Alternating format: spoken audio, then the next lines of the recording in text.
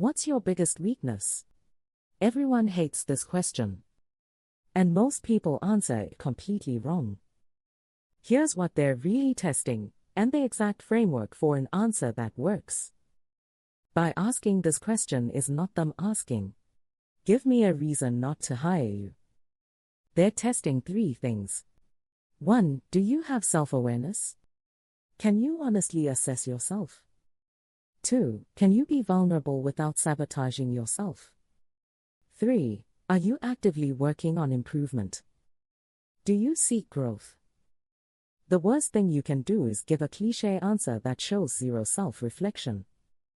The second worst thing is sharing an actual deal-breaker weakness that disqualifies you from the job. There's a middle ground. Let me show you. Wrong answer number 1, the humble brag. I'm a perfectionist. I work too hard. I care too much about my work. Everyone says this.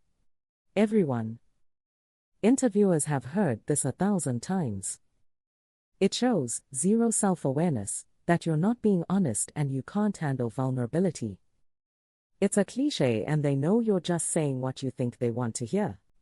Wrong answer number 2, the non-answer. I don't really have any weaknesses. My manager would probably say I don't have weaknesses. I can't think of any. This shows you have zero self-awareness. Nobody is perfect. If you can't identify areas for growth, you're either lying or you're not reflective enough to work here. Wrong answer number 3, the deal breaker. I'm always late. I don't handle stress well. I struggle with basic Excel.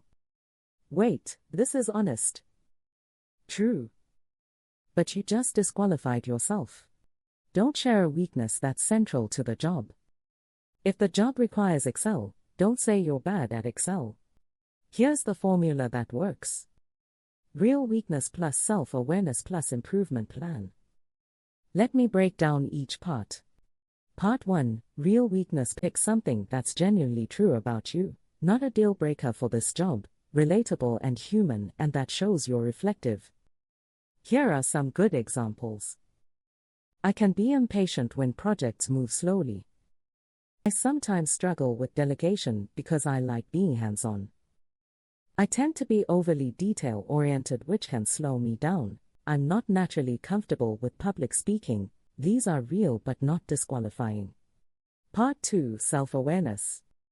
Show how you became aware of this weakness, such as, I recognized this last year when colleague gave feedback, manager mentioned it, I noticed a pattern.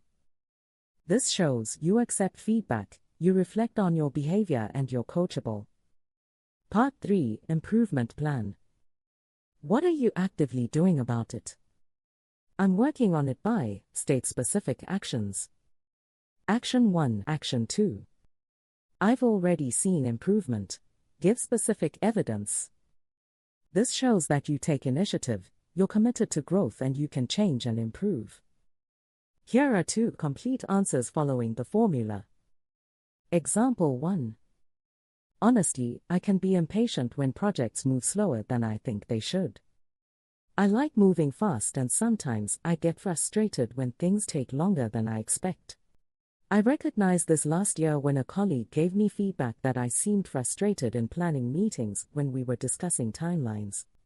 I'm actively working on it by being more proactive about setting realistic expectations up front and asking more questions about dependencies I might not be seeing. I've also been practicing patience by reminding myself that thorough planning prevents problems later.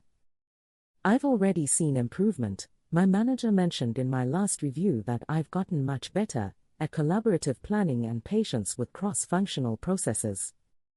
This works because it shows real weakness, impatience, it's not disqualifying, shows drive, shows self-awareness, took feedback well, actively improving, specific actions, and evidence of growth, manager noticed.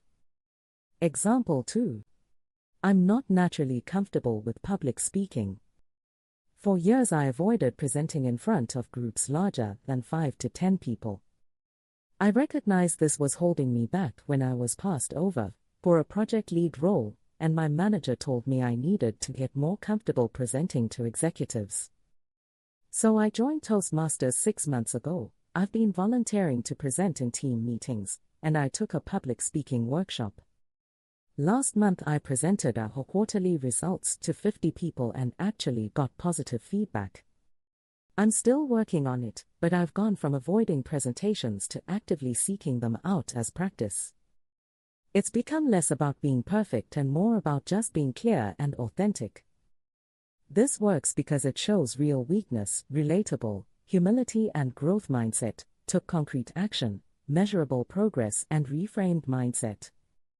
Pick one real weakness that's not a deal breaker for your target job. Write out how you became aware of it. Write out 3 specific things you're doing to improve.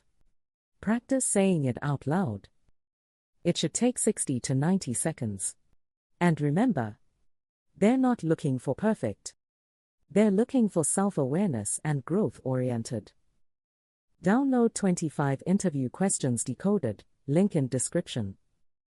Tomorrow we tackle: why do you want this job? And how to show genuine interest without sounding desperate. Follow at What the Talent.